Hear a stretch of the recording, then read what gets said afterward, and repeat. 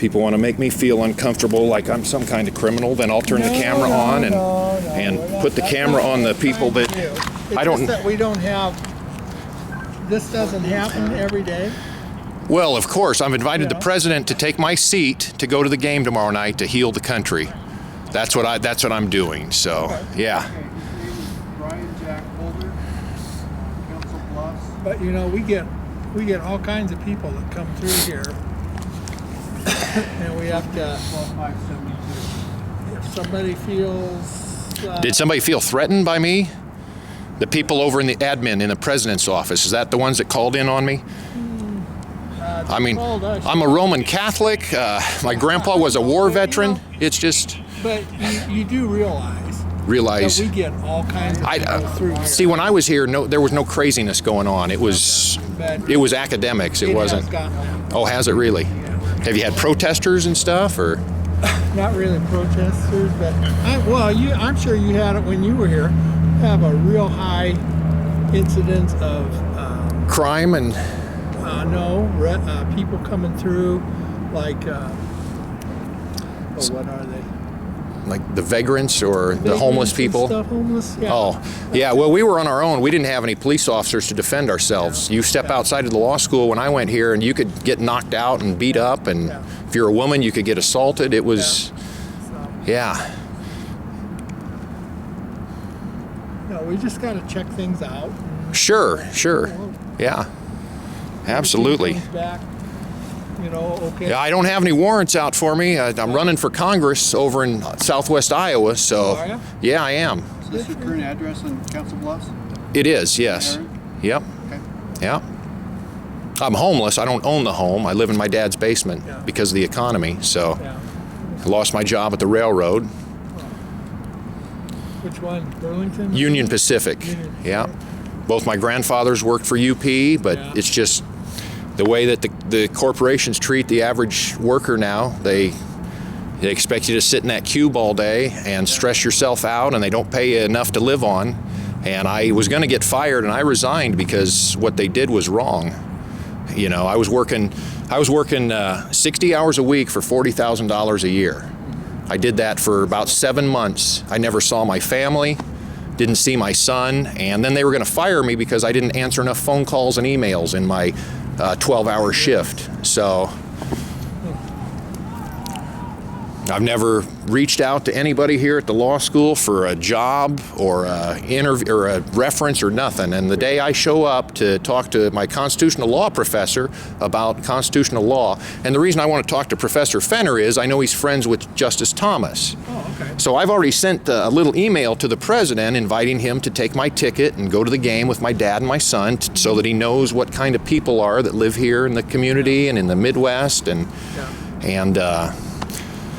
But, you know, I wanted to make sure. I took this to the police department last night and gave a copy of this to Chief Schmaderer because I played basketball against him in high school. He went to Roncalli, and he was a year ahead of me. Yeah. I went to St. Albert, and we beat them. It'd be Chief's senior year. I was a junior. We beat him in overtime. Okay. But I haven't talked to the chief, about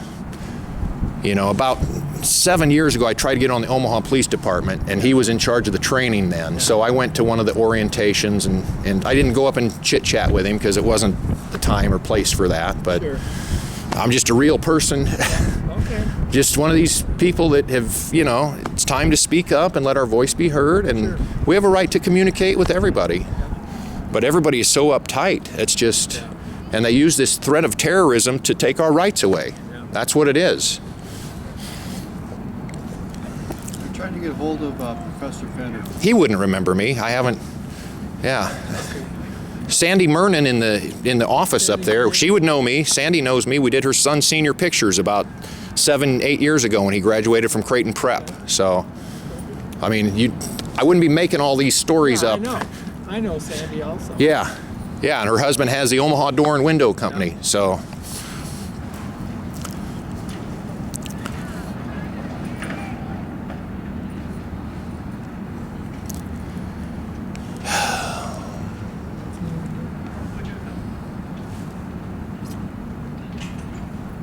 You go by Jack?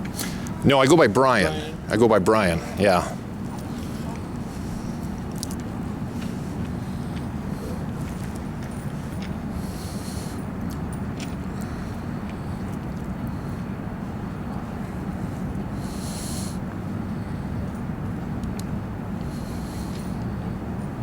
You know, I went down to Lincoln back in November because General McChrystal was giving a speech down there at the Lead Center. And do you know who General McChrystal is? He led our counterinsurgency operations in Iraq and Afghanistan. Oh, okay. So he's the king of counterinsurgency. He knows how to kill people that are stirring up trouble against a government, or potentially might. He knows how to find them through social networking and how to kill them. Well, in January, a year ago, after the Sandy Hook thing, General McChrystal said on MSNBC, serious action is necessary to basically get rid of these semi-automatic rifles from the citizenry of America. So I drove down there that night just to film his little presentation. I wasn't protesting, I went there just to record it. And the people that run the Lead Center wouldn't let me in there with a video camera. They wouldn't let me bring this in with my tripod to film him. And I had my hat on and stuff, and they said, well, you can't come in here. Are you a member of the press? I said, well, I'm an American citizen. I have a right to record. Photography is not a crime. Videotaping interactions with people is not a crime if you're in a public setting. But I sat there like a slave, kept my mouth shut, didn't do anything, and then I left. But you know, that's prior restraint, and the Supreme Court has roundly rejected that. You can't prevent people from speaking. You can't yell fire in a crowded theater. Well, you can. We don't go into a theater with a muzzle on our mouth. You can still say something. Now, there's legal repercussions if you cause some problems, but the government is not allowed to put a muzzle in our mouth and keep us from talking. And here, this is prior restraint right here. This is prior restraint. So.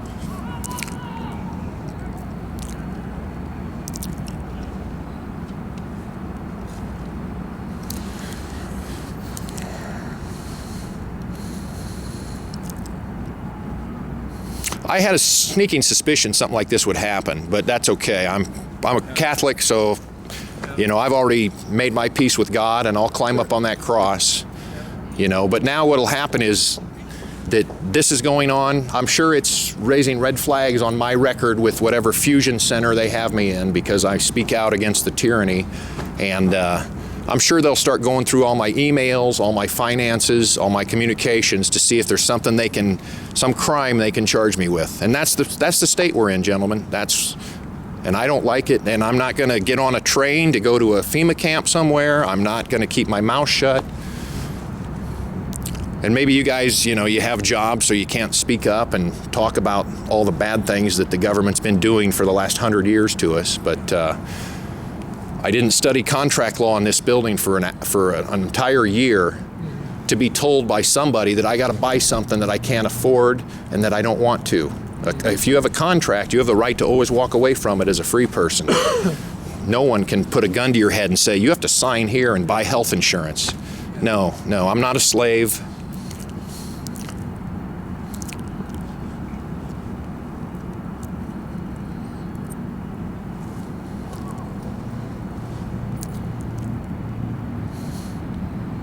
It'd probably be easier if I was a aggressive loudmouth that, you know, you guys could cuff me and stuff me and take me somewhere. Yeah, I've had 3 back surgeries, and I can hardly walk some days. I can hardly get out of bed, and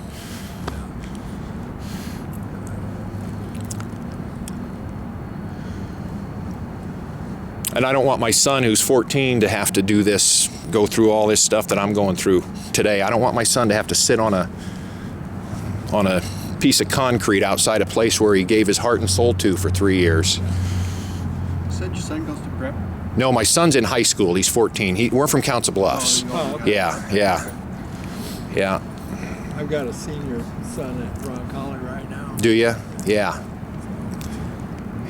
Trying to get him through, trying to get him down. Oh, I can't afford to send my son to parochial school. I can't afford it. Yeah, I'm unemployed and uninsured, and but I'm not unsure of where my positions, you know, how I feel about things.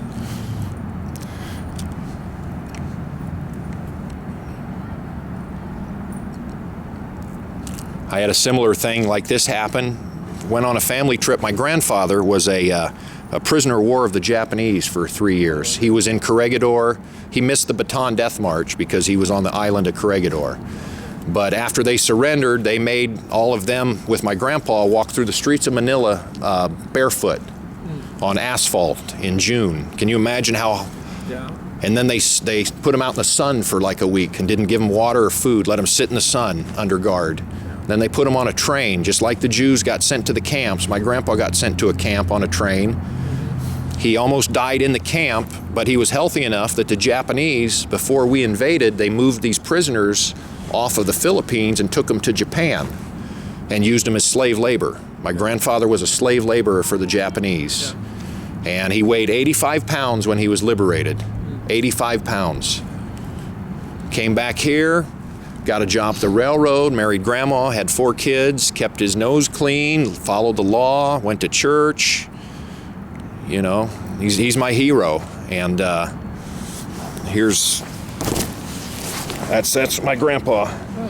And he died last December 1st, and we buried him on my 40th birthday last year. Oh, really? So imagine burying your best friend on your 40th birthday.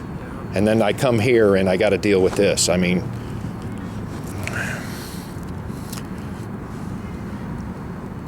welcome to America.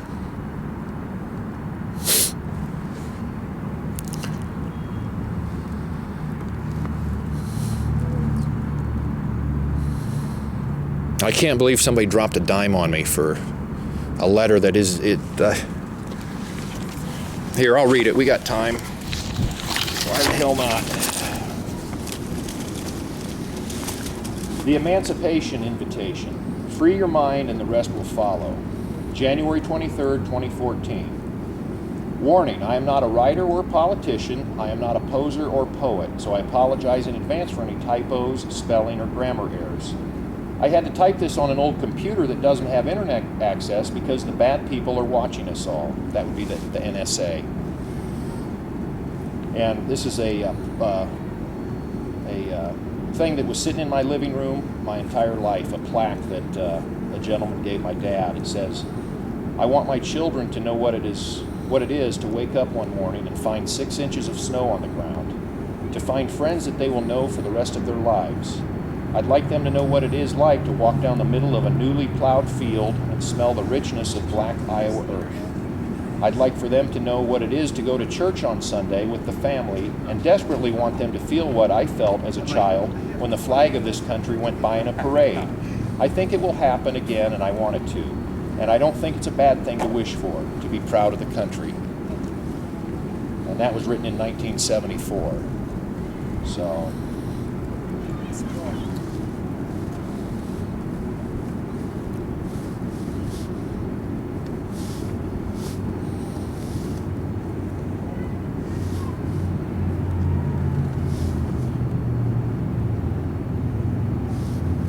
Because if something happened, if I get charged with anything, then we have a king. We don't have a president anymore. So. 14, right?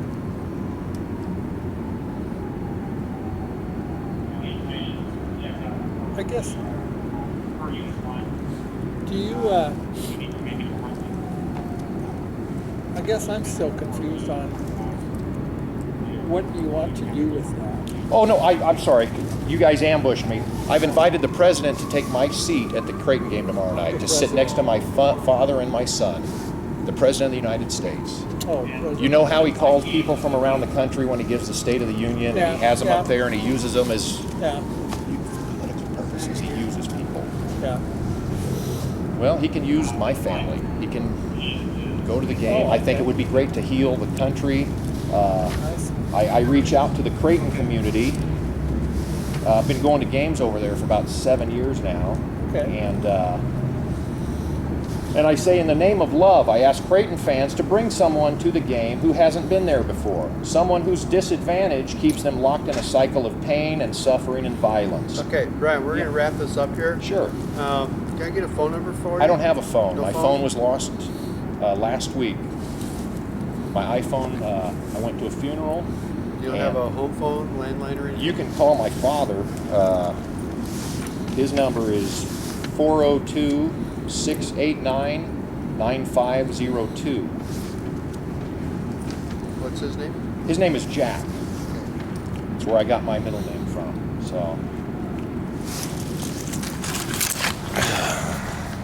Am I getting a ticket here, or? No. Oh, okay. They're saying what you need to do is get a hold of Professor Fenner to make an appointment. No, I don't care to. If you guys can give this to somebody in the law school, if you can give this to Professor Fenner, We can you give that to out. Professor Yep. Fenner? Sure. Okay. Yeah. Professor Fenner is not going to remember me. I was at the bottom of my law school class. I graduated near the bottom. Yeah. I didn't come here to become a lawyer and make money. I came here to learn how to live as a free person, how to live a good life, and not how to, that's all I did. So, It's fine. So Yeah. No, they're saying if